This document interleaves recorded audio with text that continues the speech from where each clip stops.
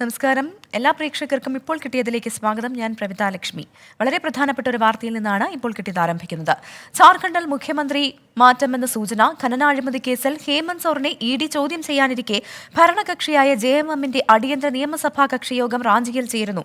Hemant സോറനെ ED arrest ചെയ്താൽ ഭാര്യ കൽപ്പന Soren മുഖ്യമന്ത്രിയായേക്കും. BJP സോറനെ അപമാനിക്കാൻ മുഖ്യമന്ത്രി ഗൂഢനീക്കങ്ങൾ നടത്തുന്നുവെന്ന് ജെഎംഎം ആരോപിച്ചു. തെറ്റായ പ്രചാരണങ്ങൾ നടത്തുന്ന ബിജെപിക്കെതിരെ മാനനഷ്ട കേസ് നൽകുമെന്നും ജാർഖണ്ഡ് മുക്തി മോർച്ച വാർത്താ സമ്മേളനത്തിൽ വ്യക്തമാക്കി.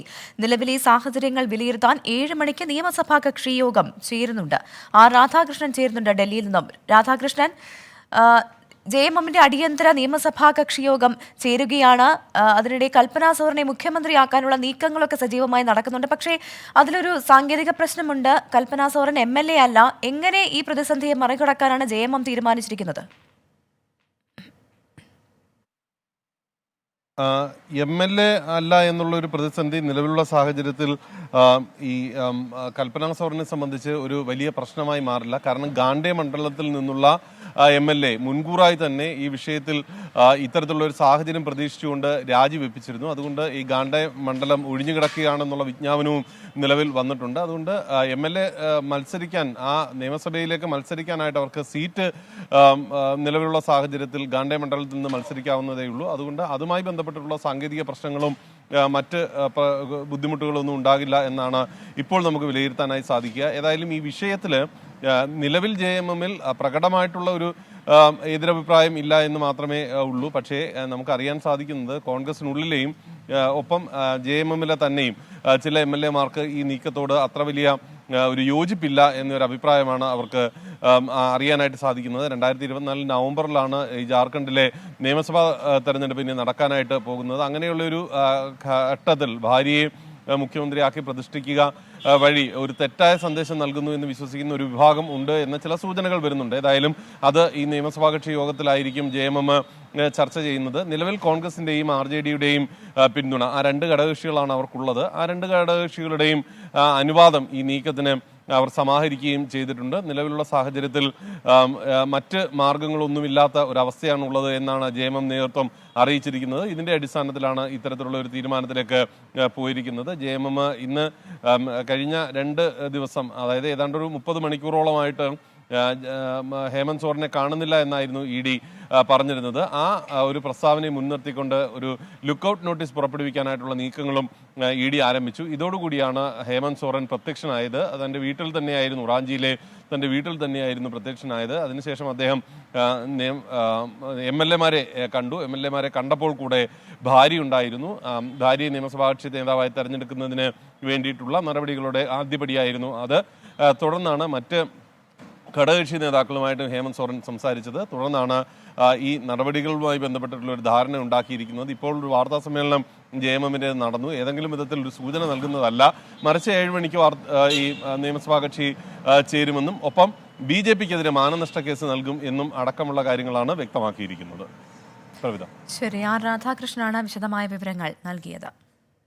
ഗവർണർ പദവിയിലിരിക്കാൻ ആരിഫ് മുഹമ്മദ് ഖാൻ യോഗ്യനല്ലെന്ന് CPIM കേന്ദ്ര കമ്മിറ്റി. സർക്കാരിനെതിരെ രാഷ്ട്രീയ പ്രേരിത അതിക്രമത്തിന് മുതിരുന്നുവെന്ന് വിമർശനം. രാജ്ഭവനിൽ അറ്റകുറ്റപ്പണി നടക്കുന്നതുകൊണ്ടാണോ ഗവർണർ റോഡിൽ പോയിരുന്നത് എന്ന് CPIM ജനറൽ സെക്രട്ടറി സീതാറാം യെച്ചൂരിയുടെ പരിഹാസം. ഗവർണറെ തിരിച്ചു വിളിക്കണോ എന്ന് തീരുമാനിക്കേണ്ടത് കേന്ദ്ര സർക്കാരെന്ന് സീതാറാം യെച്ചൂരി വ്യക്തമാക്കി. Present governor of Kerala is unfit for his post. Now he has been overstepping the boundaries of constantly and regular political attacks against the government, targeting the chief minister. The governor is sitting on the road. I was about to ask whether the Raj Bhavan was being renovated, so I had to try to find some place to stay somewhere. So he said, no, the governor is protesting against the students' protest. Therefore, we think that he is unfit for the post. വിവരങ്ങളുമായി Alex Ram Muhammad ചേരുന്നുണ്ട് തിരുവനന്തപുരത്ത് നിന്ന്. Alex, വലിയ വിമർശനമാണ് ഗവർണർക്കെതിരെയും ഒപ്പം BJPക്കെതിരെയും സീതാറാം യെച്ചൂരി ഉന്നയിച്ചത്. എന്തൊക്കെ കാര്യങ്ങളാണ് അദ്ദേഹം വ്യക്തമാക്കിയത്? പ്രവിത, തിരുവനന്തപുരത്ത് ചേർന്ന CPIMന്റെ കേന്ദ്ര കമ്മിറ്റി യോഗത്തിൽ കഴിഞ്ഞ 3 ദിവസമായി ഈ കേന്ദ്ര കമ്മിറ്റി യോഗം തിരുവനന്തപുരത്ത് ചേരുന്നുണ്ട്. ആ യോഗത്തിലാണ് കേരള വിഷയങ്ങൾ പരിഗണിക്കവേ സംസ്ഥാന ഗവർണർക്കെതിരെ രൂക്ഷ വിമർശനം പാർട്ടി നടത്തിയിരിക്കുന്നത്. ഗവർണർ പദവിയിൽ ഇരിക്കാൻ ആരിഫ് മുഹമ്മദ് ഖാൻ യോഗ്യനല്ല എന്നാണ് CPIM കേന്ദ്ര കമ്മിറ്റിക്ക് ശേഷം CPIMന്റെ ജനറൽ സെക്രട്ടറി സീതാറാം യെച്ചൂരി പ്രതികരിച്ചിരിക്കുന്നത്. അതുമാത്രമല്ല, ഗവർണർ എല്ലാ പരിധികളും എല്ലാ സീമകളും ലംഘിച്ച് സംസ്ഥാന സർക്കാരിനെതിരെയും മുഖ്യമന്ത്രിക്കെതിരെയും രാഷ്ട്രീയ അതിക്രമത്തിന് മുതിരുന്നു, രാഷ്ട്രീയ പ്രേരിത അതിക്രമത്തിന് മുതിരുന്നു എന്നാണ് CPIMന്റെ വിമർശനം. അതുമാത്രമല്ല, ഈ ഗവർണറുടെ നയങ്ങൾ അംഗീകരിക്കാൻ അത് കഴിയുന്നതല്ല. വിദ്യാർത്ഥികൾ സമാധാനപരമായും ജനാധിപത്യപരമായുമാണ് പ്രതിഷേധിച്ചത്. നിലമേൽ SFI സമരത്തെ ഉദ്ദേശിച്ചാണ് അദ്ദേഹം ആ പരാമർശം നടത്തിയത്. രാജ്ഭവനിൽ അറ്റകുറ്റപ്പണി നടക്കുന്നത് കൊണ്ടാണ് ഗവർണർ റോഡിൽ പോയി ഇരുന്നത് എന്നാണ് യെച്ചൂരിയുടെ പരിഹാസം. നിലമേലിൽ ഗവർണർ റോഡിൽ കുത്തിയിരുന്ന് പ്രതിഷേധിച്ചതിനെ ആണ് യെച്ചൂരി ആ വിധത്തിൽ പരിഹസിച്ചിരിക്കുന്നത്. ഗവർണറുടെ പല പ്രസ്താവനകളും ജനങ്ങൾ തള്ളിക്കളഞ്ഞു. അതിൽ പ്രധാനം സംസ്ഥാനത്തെ ഭരണഘടനാ സ്ഥാപനം അല്ലെങ്കിൽ ഭരണഘടനാ മെഷീനറി തകർന്നു എന്ന് വരുത്തി തീർക്കാനുള്ള ഗവർണറുടെ ശ്രമങ്ങൾ അത് ജനം തള്ളിക്കളഞ്ഞു എന്നാണ് CPIM ജനറൽ സെക്രട്ടറി പറഞ്ഞത്.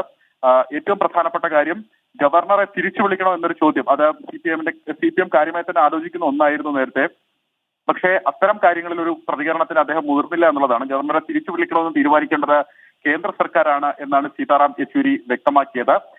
രൂക്ഷമായ വിമർശനം ഗവർണർക്കെതിരെ നടത്തിയിട്ടുണ്ട്. അതുപോലെ തന്നെ കോൺഗ്രസിനെതിരെയും BJPക്കെതിരെയും സമകാലീന രാഷ്ട്രീയ വിഷയങ്ങളിൽ രൂക്ഷമായ പ്രതികരണം യെച്ചൂരി നടത്തിയിട്ടുണ്ട്. പ്രവിത. ശരി, അലക്സ് റാം മുഹമ്മദാണ് വിവരങ്ങൾ നൽകിയത്. കേന്ദ്ര ബജറ്റിന് മുന്നോടിയായി ചേർന്ന സർവകക്ഷി യോഗത്തിൽ MP-മാരുടെ സസ്പെൻഷൻ പിൻവലിക്കാൻ തീരുമാനം. കേന്ദ്ര പാർലമെന്ററി കാര്യമന്ത്രിയുടേതാണ് നടപടി. ബജറ്റ് സമ്മേളനം ക്രിയാത്മകമാക്കുന്നത് ലക്ഷ്യമിട്ടാണ് സർക്കാരിന്റെ തീരുമാനം. രാധാകൃഷ്ണൻ ഡൽഹിയിൽ നിന്ന് ചേരുന്നുണ്ട്. രാധാകൃഷ്ണൻ, അങ്ങനെ MP-മാരുടെ സസ്പെൻഷൻ പിൻവലിക്കാനുള്ള തീരുമാനം വരികയാണ്. മറ്റെന്തൊക്കെയാണ് ഇതുമായി ബന്ധപ്പെട്ട കൂടുതൽ വിശദാംശങ്ങൾ?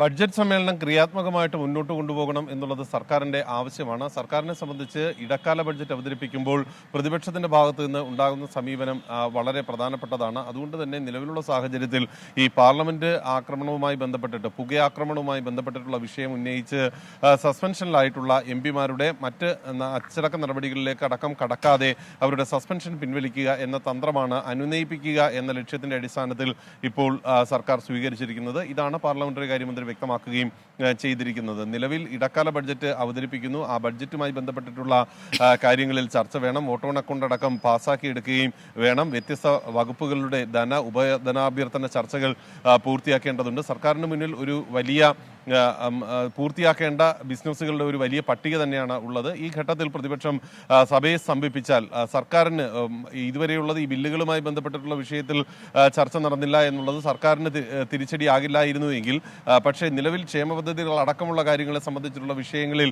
സർക്കാരിന് പ്രസ്താവന നടത്താൻ അവസരം കിട്ടാതെ വന്നാൽ അത് സർക്കാരിനാകും തിരിച്ചടി നൽകുന്നത്. ഈ ഒരു സാഹചര്യം കൂടി മുൻനിർത്തിയാണ് ഇപ്പോൾ ഇത്തരത്തിലുള്ള ഒരു തീരുമാനത്തിലേക്ക് സർക്കാർ എത്തിച്ചിരിക്കുന്നത്. ഇന്ന് നടന്ന സർവകക്ഷി യോഗത്തിൽ വ്യത്യസ്ത രാഷ്ട്രീയ പാർട്ടികൾ പങ്കെടുത്തു. പ്രതിപക്ഷ രാഷ്ട്രീയ പാർട്ടികൾ പ്രധാനമായും ചൂണ്ടിക്കാട്ടിയത് ഈ സഭയിൽ തങ്ങളുടെ നിലപാടുകൾക്ക് പ്രതിഷേധത്തെ ഒക്കെ അംഗീകരിക്കാത്ത ഒരു അസഹിഷ്ണുതാ മനോഭാവം ഉണ്ടാകുന്നു. ഇത് ഒരു തരത്തിലും ഈ ജനാധിപത്യത്തിന് ഭൂഷണമല്ല എന്നത് അടക്കമായിരുന്നു. ഒപ്പം ഈ പുകയാക്രമണവുമായി ബന്ധപ്പെട്ടിട്ടുള്ള വിഷയങ്ങളെ സംബന്ധിച്ചിട്ടുള്ള ചോദ്യങ്ങളും പല കോണുകളിൽ നിന്നും ഉണ്ടായി. കോൺഗ്രസിന്റെ അടക്കമുള്ള നേതാക്കന്മാരാണ് ഇതുമായി ബന്ധപ്പെട്ടിട്ടുള്ള വിഷയത്തിലെ വ്യക്തത പാർലമെന്റിൽ ആഭ്യന്തരമന്ത്രി നടത്തണം എന്ന ഒരു നിർദ്ദേശം മുന്നോട്ട് വെച്ചിരിക്കുകയും ചെയ്യുന്നത്. പ്രവിത. ശരി, രാധാകൃഷ്ണനാണ് വിവരങ്ങൾ നൽകിയത്. ഭാരത് ജോഡോ യാത്രയിൽ OBC വിഷയം ഉയർത്തി രാഹുൽ ഗാന്ധി. ബീഹാറിൽ ജാതി സർവേ നടത്താൻ മുൻകൈയെടുത്ത നിതീഷ് കുമാർ സഖ്യം വിട്ടപ്പോൾ കുടുങ്ങിയെന്ന് രാഹുൽ ഗാന്ധി പറഞ്ഞു. ദളിതരുടെയും മറ്റുള്ളവരുടെയും കൃത്യമായ ജനസംഖ്യ നിർണ്ണയിക്കാൻ ജാതി സെൻസസ് അനിവാര്യമാണ്. രാജ്യത്തെ പിന്നാക്ക വിഭാഗങ്ങൾക്ക് അർഹമായ പ്രാതിനിധ്യം ലഭിക്കുന്നില്ല എന്നും രാഹുൽ ഗാന്ധി കുറ്റപ്പെടുത്തി. അച്യുതൻ ചേരുന്നുണ്ട് വിവരങ്ങളുമായി.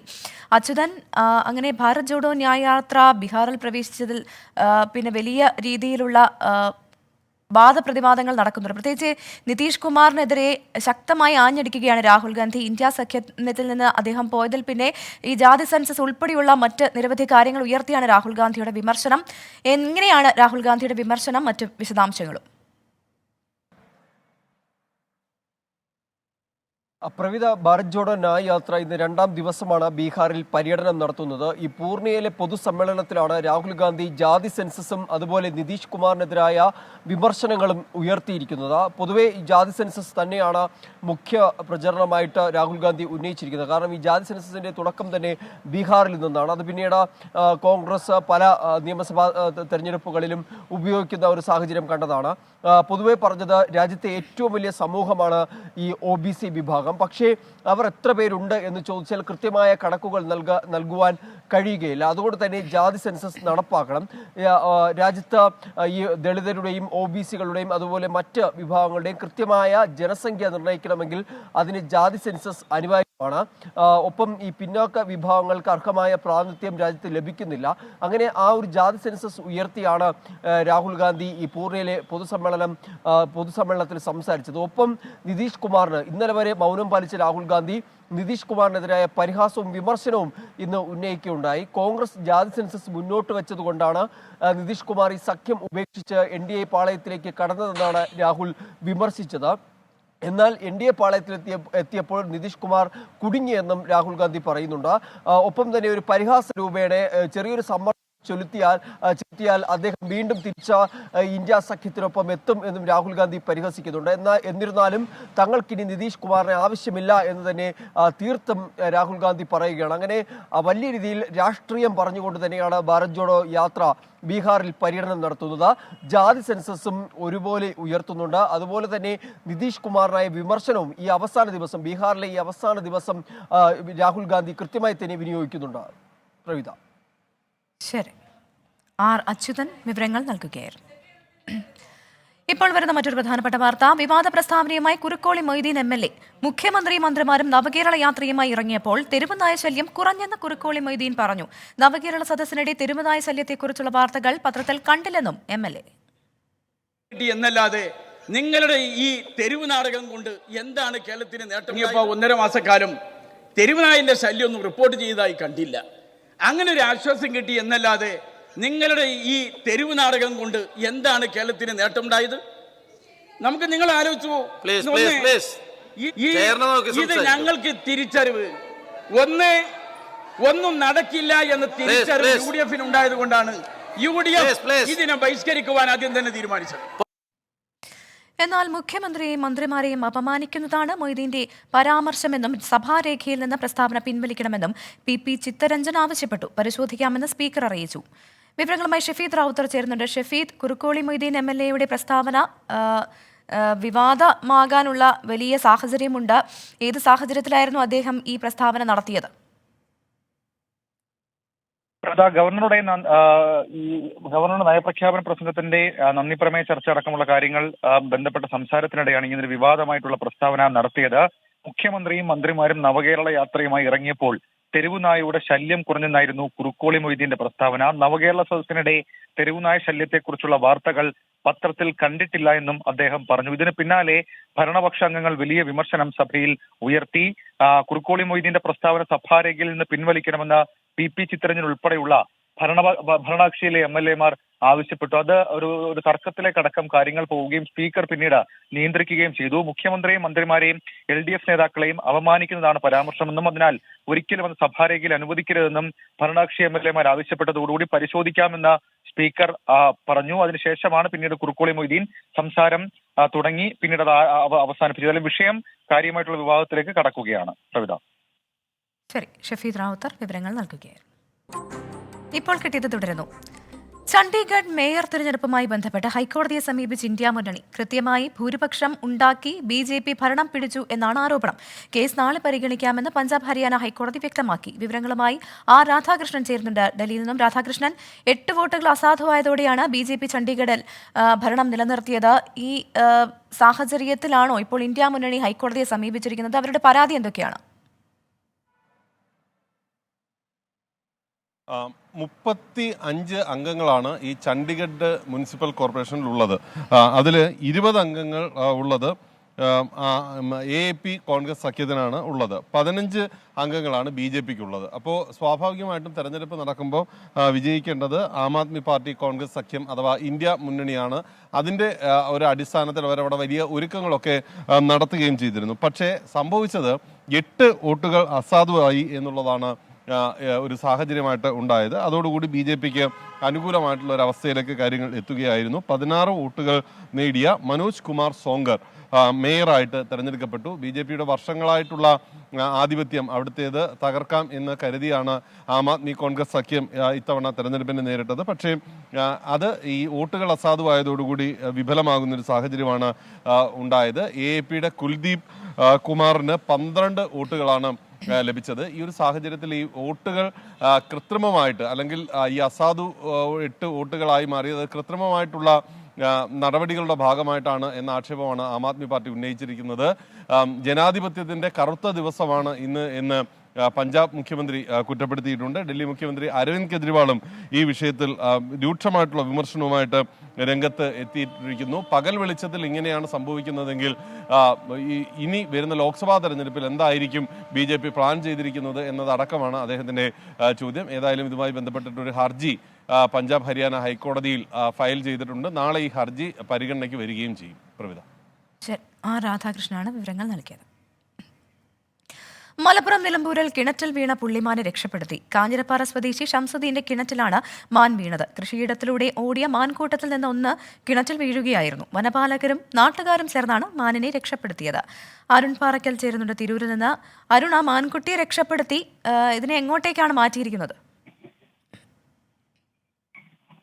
പ്രവിധ, മാൻകുട്ടിയെ നിലമ്പൂർ കാട്ടിലേക്ക് മാറ്റി, കാട്ടിൽ വിട്ടു. കഴിഞ്ഞ ദിവസം രാവിലെ 9 മണിയോടെയാണ് ഈ സംഭവം ഉണ്ടായത്. തോൾപ്പാറ TK കോളനിക്ക് സമീപം കൊമ്പഞ്ചേരിയിൽ കൃഷി സേചനത്തിനായി കുഴിച്ച കിണറിലാണ് ഈ പുള്ളിമാൻ അബദ്ധത്തിൽ വീണത്. ആ ഭാഗത്ത് കവുങ്ങ്, തെങ്ങ് തുടങ്ങിയ കൃഷി നടക്കുന്ന സ്ഥലമാണ്. ഈ സ്ഥലത്തുകൂടെ മാനുകൾ കൂട്ടമായി എത്തിയതായിരുന്നു. ഈ സമയത്താണ് ഒരു പുള്ളിമാൻ അബദ്ധവശാൽ കിണറ്റിലേക്ക് വീണത്. ആ സമയത്ത് തന്നെ നാട്ടുകാർ വനം വകുപ്പിനെ വിവരമറിയിക്കുകയും തുടർന്ന് വനപാലകരും നാട്ടുകാരും ചേർന്നാണ് ഈ മാനിനെ രക്ഷപ്പെടുത്തിയത്.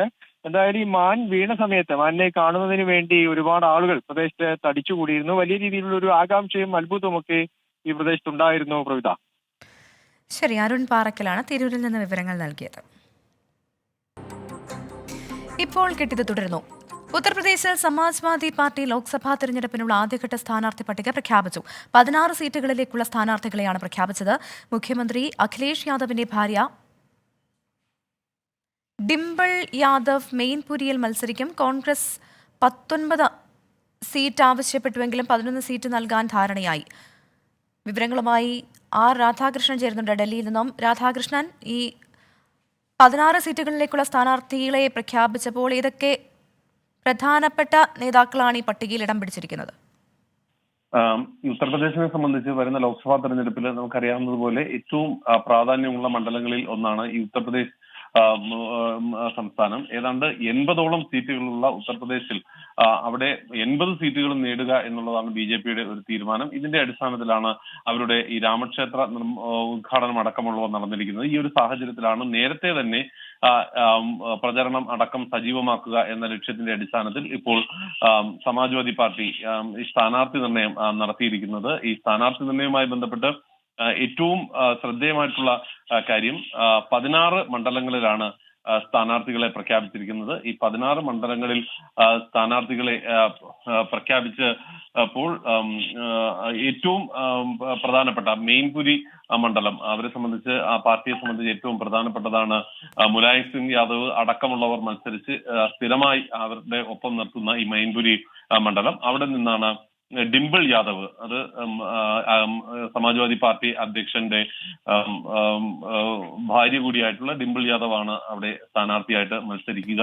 സിദ്ദിഖുർ റഹ്മാൻ അടക്കമുള്ളവർക്കും ഈ സീറ്റ് ലഭിച്ചിട്ടുണ്ട് എന്നതാണ് ഇപ്പോൾ നമുക്കറിയാൻ സാധിക്കുന്നത്. സിദ്ദിഖുർ റഹ്മാൻ മത്സരിക്കുന്നത് സംഭാലിൽ നിന്നായിരിക്കും.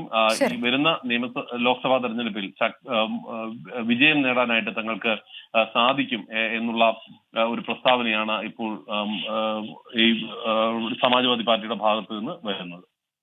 ഉത്തർപ്രദേശിൽ സമാജ്വാദി പാർട്ടി ലോക്സഭാ തെരഞ്ഞെടുപ്പിനുള്ള ആദ്യഘട്ട സ്ഥാനാർത്ഥി പട്ടിക പ്രഖ്യാപിച്ചിരിക്കുകയാണ്. 16 സീറ്റുകളിലേക്കാണ് പ്രഖ്യാപിച്ചിരിക്കുന്നത്. മുൻ മുഖ്യമന്ത്രി അഖിലേഷ് യാദവിന്റെ ഭാര്യ ഡിംപിൾ യാദവ് ഉൾപ്പെടെ മത്സരിക്കുമെന്നാണ് അറിയാൻ സാധിക്കുന്നത്.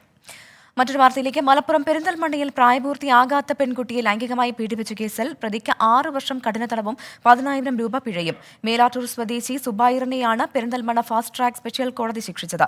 സുബൈറിനെ തവനൂർ സെൻട്രൽ ജയിലിലേക്ക് മാറ്റും. വിവരങ്ങളുമായി അരുൺ പാറക്കൽ ചേരുന്നുണ്ട്. അരുൺ, ഈ വിധിയുടെ കൂടുതൽ വിശദാംശങ്ങൾ.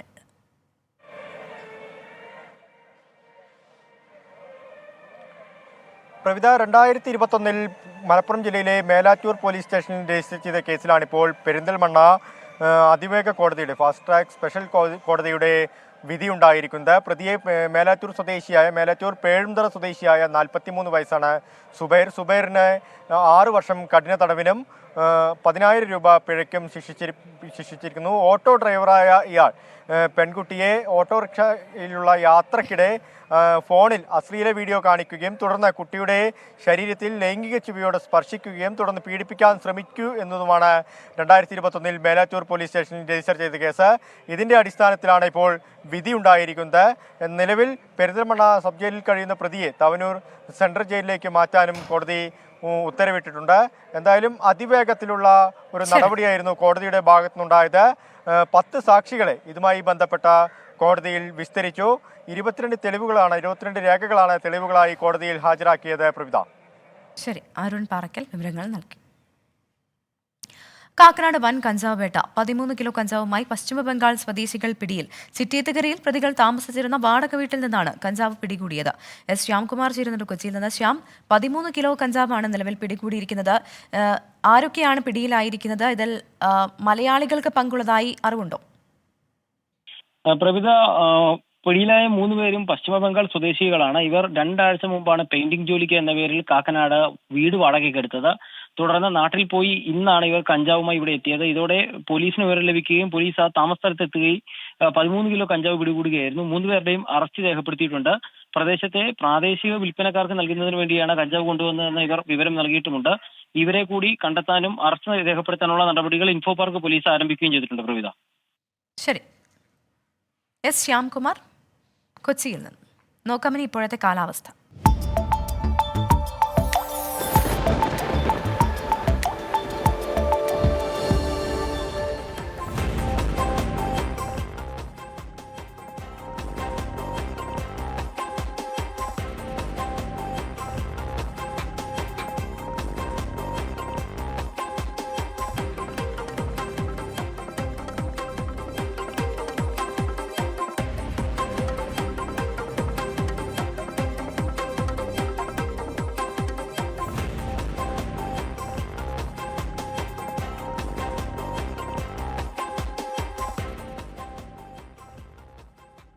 ഇവിടെ ഇപ്പോൾ കിട്ടിയത് പൂർണ്ണമാകുന്നു. നീ 100 ന്യൂസാണ്.